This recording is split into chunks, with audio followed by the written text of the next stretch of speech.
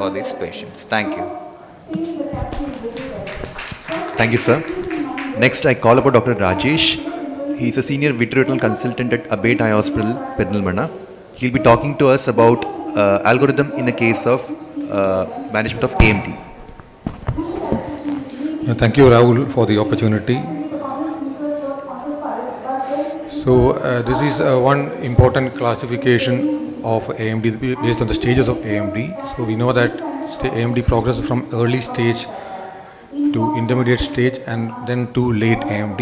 And of this intermediate AMD is characterized by the presence of large drusen's. By large drusen's, what is meant is that the drusen's have a size more than 125 microns, which roughly corresponds to the size of a major blood vessel at the disc margin.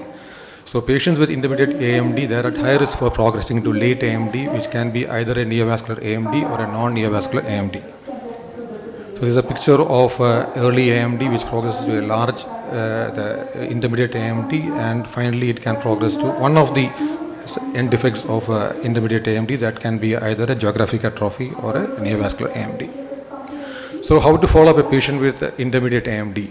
So this patient should be followed up ideally at 6 months intervals in the clinic. In the gap between, the patient has to monitor himself at the home with an Amsler chart, preferably with white lines on black background. Patient should be advised lifestyle modification like cessation of smoking, and this is an ideal situation for starting the patients on AREDS2 supplements, because it is known that AREDS2 supplements, they prevent the conversion of early intermediate AMD to late AMD in around 25% of the situations. And whenever the patient visits the clinic, we should do an OCT and fundus autofluorescence. And OCT, mind you, we should always take a raster scans, which will scan the entire length and breadth of the macula. This is to avoid missing an extrafoveal CNVM, which you may miss if you scan only the fovea. Fundus autofluorescence will help us to identify areas of geographic atrophy. And once the patient has progressed into neovascular AMD, when the patient presents to you with the features of neovascular AMD, the first thing is to differentiate it from other entities like PCV and RAP. This is because PCV is a condition which may not respond to our milder or weaker anti-VEGF agents. You may have to treat them with stronger anti-VEGF agents or even PDT. And RAP is another condition which can mimic neovascular AMD. RAP can affect the other eye, and it is also associated with a high incidence of macular atrophy. So it is important to differentiate these entities. Of this PCV, if you look at the OCT, you can fairly, in good number of cases, make a diagnosis of PCV just by looking at the OCT. You can see signs like a tall peak PED. Then we can also see sometimes this round structures under the apex of the PED, which represents the polyps. Then they can also have a double layer sign, which means that the retinal pigment epithelium and the Brooks membrane is separated by the neovascular branching vascular network in between. And important finding is that most of the patients with PCV, they will be having predominantly SRF. They will not be having much of intraretinal fluid that you see in conditions like RAP. And another important finding is that you should look at the choroidal thickness. The choroidal thickness is high in patients with PCV. They may be having a pachychoroid. Now, what do you see in a patient with RAP? RAP patients, this is mainly commonly seen in patients who are elderly, so their choroid is usually thin. Then they will have more of intraretinal fluid than subretinal fluid. So if you see a neovascular lesion with more of intraretinal fluid, you should think about RAP. And when you look at the cross-sectional OCT or the structural OCT, you will see the hyperreflective membrane, which represents the RAP lesion. And if you look at the flow signal under OCT angio, you can see that there is a flow signal corresponding to the RAP lesion. You'll also be seeing an underlying serous PED or fibrovascular PED. And on first OCT angio, you can even pick up the vascular network at the level of the deep vascular complex or in the outer retina. The neovascular AMD, again, the choroid will be thin. You can have two types of neovascular AMD, one under the RP, which is on the type 1, and one above the RP, which is on the type 2. You can even confirm this presence of the neovascular network with the help of OCT angio, or you can also use a fluorescein angiogram when you are having a doubt. So serous PED with notch, fibrovascular PED, hemorrhagic PED in a patient with thin choroid can also be a representation of neovascular AMD and OCT. So this is a patient who has a hemorrhagic PED with a notch representing type 1 neovascular AMD. So, do you do fluorescent angiography in all the patients? Now, we do fluorescent angiography very rarely, especially when we are having a doubt regarding the diagnosis. You do a fluorescent angiography. If you see a hyperfluorescent lesion which leaks, then it is more suggestive of a choroidal neovascular membrane. Then another role for fluorescent angiography, I would say, is when you are having an extrafoveal CNVM or extrafoveal macular neovascular membrane, when you are planning treatment, laser treatment, then you should be knowing the size of the lesion before you plan the treatment. Where do you do ICG? ICG is mainly again done to rule out conditions like PCV and RAP. In PCV, you will be seeing something called a branching vascular network in the early phases. An important finding is the presence of this hot spot or the hyperfluorescent spot which appears during the first 5 minutes of the ICG. And often what happens is that towards the late phase of the ICG, this fades out. On the other hand, in RAP, you can see a hot spot again, just like in PCV. But the thing is that this hot spot usually appears towards the mid phase of the ICG, and it shows profuse leakage and staining of the retina towards the late phase. Now, how will you treat a patient with neovascular AMD? You should look at the location of the AMD, whether it is extrafoveal, which means that it is located more than 200 microns from the center of the fovea. So for extrafoveal macular neovascular membrane, the treatment is laser photocoagulation. You surround it with laser up to 100 microns from the border of the lesion. When it is a juxtafoveal or subfoveal macular neovascular membrane, the treatment is with anti-VEGF injections. We have a lot of anti-VEGF injections now available. There are various treatment protocols that are available. One is the monthly treatment, which is what is followed in most of the trials. It is the most ideal method of treatment. It gives a perfect visual outcome because the macula is dry most of the time.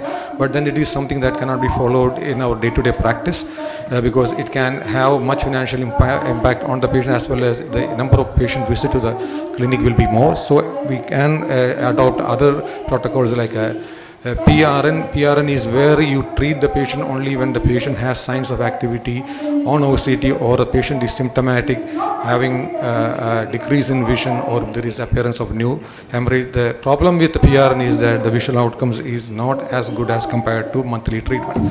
So another treatment option is a treat and extend. What is important is that every time the patient comes, whether the macula is dry or not, you treat the patient. So initially you try to achieve a dry macula, then try to extend the interval between the visits by 2 weeks, up to a maximum of 12 weeks in ranibizumab, and with up to 16 weeks with aflibercept. If at any point there is a recurrence of fluid, you reduce the interval by 2 weeks and continue injections at that interval, and later try extension for one more time.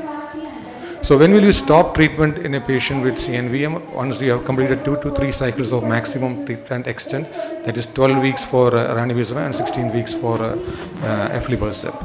And again, you can stop treatment if the treatment is going to not going to be useful for the patient, especially if the patient has got substantial scarring with degenerative cysts and atrophy. And even after discontinuation, always tell the patient to monitor himself for symptoms. And also it is a good idea to see these patients at least 2 to 3 month interval to look for any signs of recurrence. Then there is a subset of patients who have an asymptomatic or non-exudative macular neovascular membrane, which is often picked up with the help of an OCT angio, and there is a sign on structural OCT which says that the patient is having a non-exudative macular neovascular membrane. That is for a shallow irregular retinal epithelial detachment or SIRE, just like FIPED. In FIPED, the choroid is thick, and in SIRE, the choroid is thin. That is the main difference. You will see this neovascular membrane there. This neovascular membrane is not treated unless the patient develops symptoms or there is appearance of hemorrhage or fluid.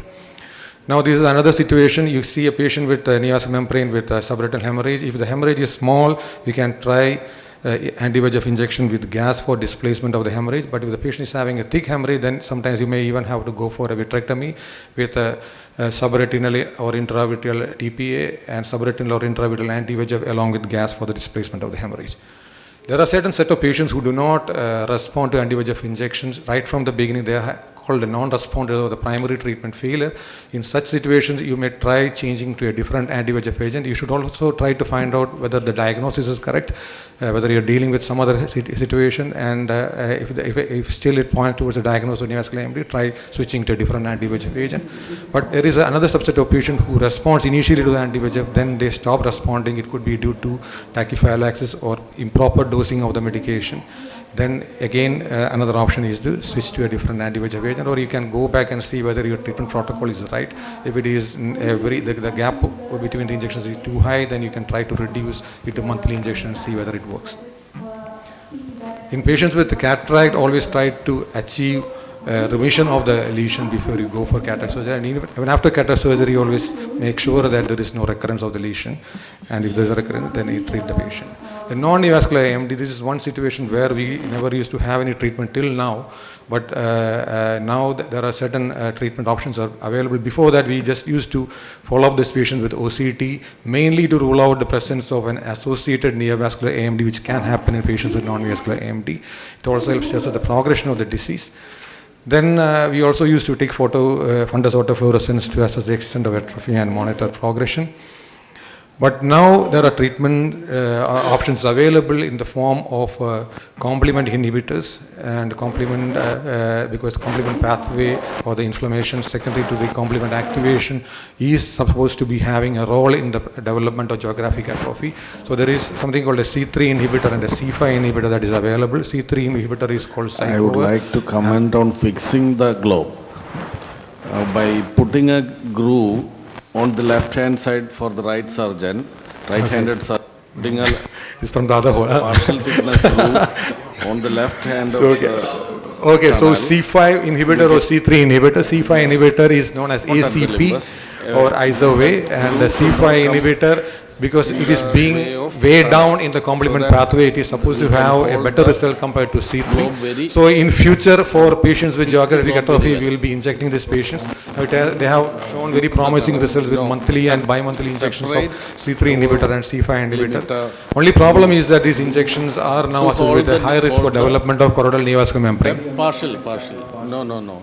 Clearer. And it has also been proved that when we inject this patient with C3 inhibitor, it actually delays the progression of macular atrophy from a stage called iRORA to C-RORA. This is just a OCT-based classification of macular atrophy that we see in non-vascular AMD. C-RORA is where you see a loss of RP band or attenuation of RP band in an area which is having a diameter of 250 micrometers or more. And it can also have hypertransmission of the choroid, which as a result of the RP band attenuation. We can also have features of photoreceptor degeneration. Again, all these lesions are having an area, having a diameter of 250 micrometers or more. When these findings are in an area which is less than 250 micrometers, they call it iRORA. Now it has been shown that with the C3 or C5 inhibitors, you can actually reduce the progression or reduce the rate of progression of iRORA to C-RORA. Thank you. Thank you, sir.